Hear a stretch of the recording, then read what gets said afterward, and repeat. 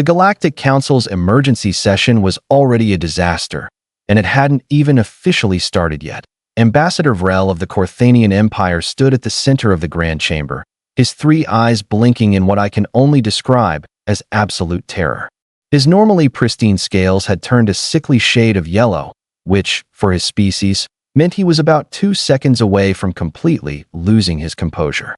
"Esteemed members," Vrell began, his voice crackling through the translation matrix, "I stand before you to report a situation." Counselor Mix leaned forward from her floating platform, her tentacles twitching with impatience. "Get on with it, Vrell. We've been waiting for 3 cycles. What could possibly warrant this level of urgency?" Vrell's mandibles clicked nervously. "One of our enforcement officers, Captain Thrace, may have, accidentally, struck a human child during a routine inspection on Station 12. The chamber went silent. Not the good kind of silent. The kind of silent that happens right before someone lights a fuse that I watched from my observation deck as the council members exchange glances. See, here's the thing about humans. They're from Earth. Earth is classified as a Class 12 death world. That's not just dangerous. That's literally everything on this planet is trying to kill you, and somehow these insane primates thrived anyway. Dangerous. Counselor Brax, a floating jellyfish creature from the peaceful melodic rings, let out what I assumed was a groan. Define struck, Ambassador. The child was blocking a cargo pathway. Captain Thrace used standard dispersal protocols. A light tap with his shock baton. "Oh no," I muttered from my seat. I'd studied humans. I'd read the files. This was bad. This was very, very bad. And the child's condition? Mix asked, though I could tell she already knew this was going to get worse. Minor bruising. The human medical staff confirmed she was completely fine. We offered compensation immediately. Full medical coverage. Credits. A formal apology. Brax's bioluminescent body pulsed with confusion. Then what's the problem? This sounds like a standard diplomatic incident. Fill out the forms, pay the fines, move forward. Vrell's color shifted to a deeper yellow, almost orange now. The child's family. They're from the colony ship Resolute. 4th-generation military lineage. And, well, the father is a decorated combat engineer. The mother is a former special operations medic. Oh, this just kept getting better. So what? Counselor Thorne, a rock-based life form who'd probably never felt pain in his entire existence, rumbled from his position. Humans are emotional. They'll rant. They'll make demands. We'll smooth it over. We always do. That would be ideal, Vrell said quietly. Except the family didn't file a complaint. Mix's tentacles stopped moving. What do you mean they didn't file a complaint? They disappeared, took their daughter, and vanished from Station 12. That was 6 days ago. I felt my own equivalent of a cold sweat forming.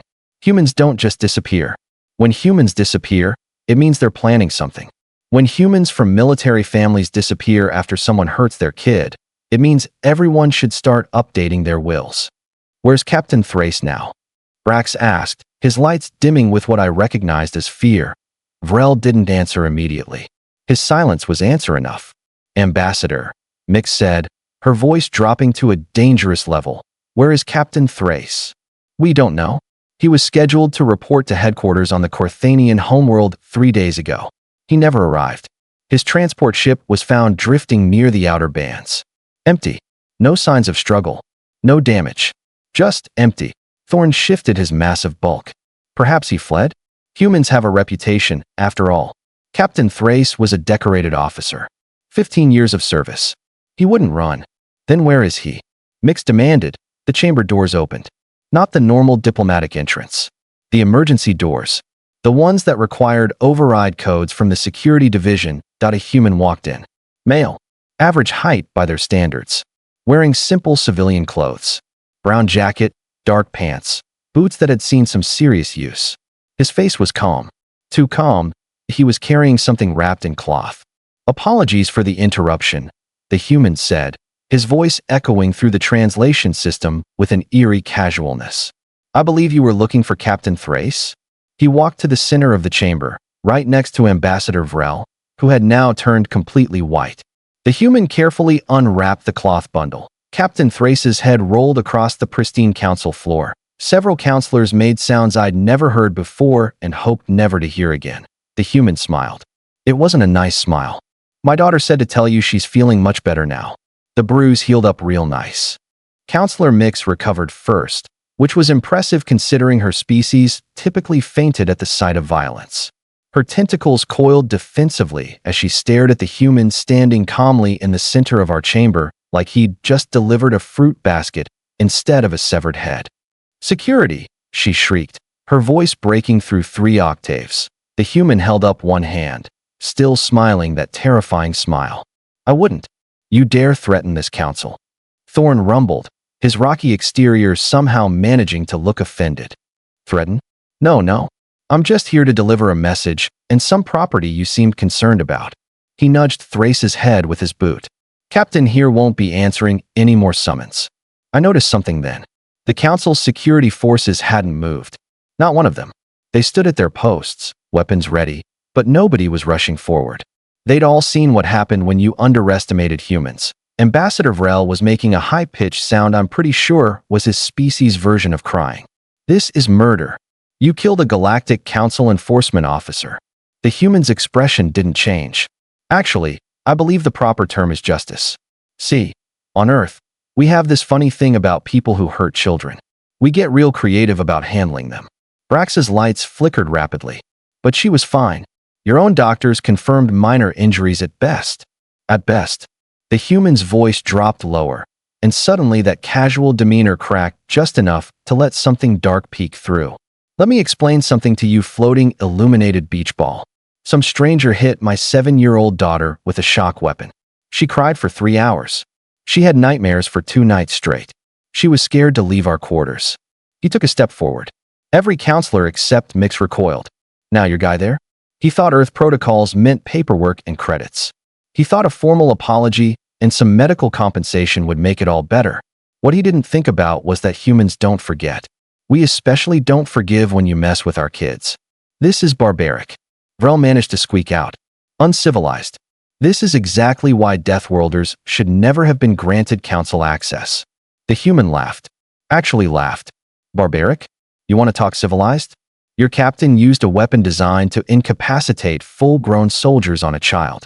A child who weighed maybe 20 kilos and was playing with her toy ship in a public corridor. But sure, I'm the barbaric one." Mix tried to regain control. "What you've done here constitutes an act of war against the Carthanian Empire. The consequences will be severe." "Will they?" The human pulled out a small data pad. "Before I came here, I sent a little package to the human embassy. Full documentation of the incident. Eyewitness accounts. Medical scans showing the electrical burns on my daughter's arm that your minor bruising reports somehow failed to mention. Security footage showing your captain laughing about it afterward." Vrell's color shifted again, this time to a gray I'd never seen before. "Laughing?" Counselor Brax whispered. "Oh yeah. Station 12's cameras caught everything." Thrace told his buddies it was hilarious watching the little Deathworlder cry.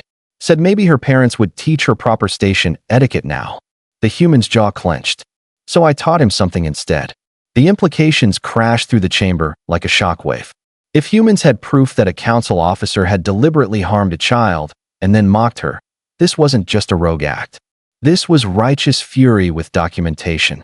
Thorn, ever the practical one, asked the question everyone was thinking. "What do you want?" The human tilted his head. "Want? I already got what I wanted. Thrace won't be hurting anyone else's kids. I'm just here as a courtesy, to explain how things are going to work going forward.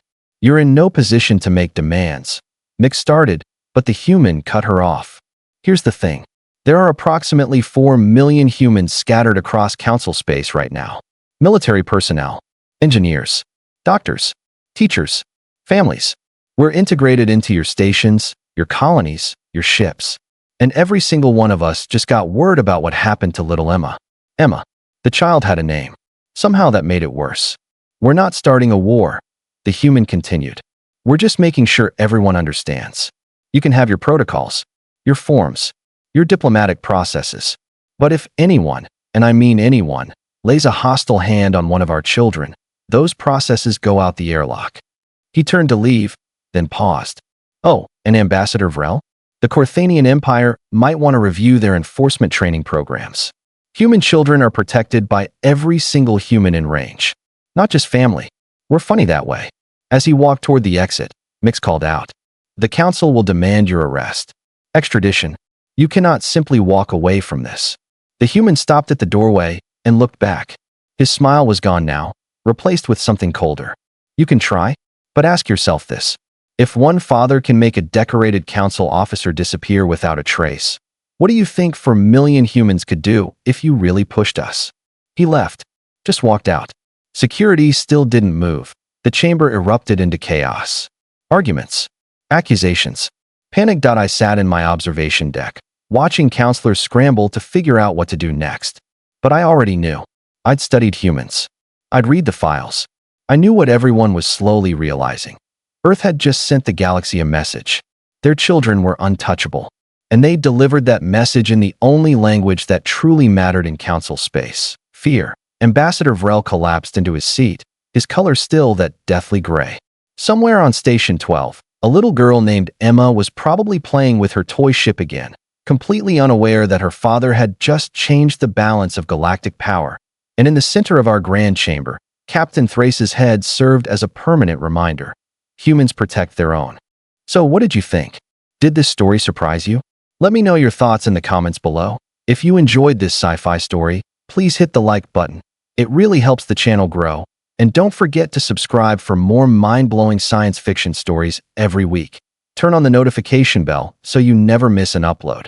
Thanks for watching, and I'll see you in the next story.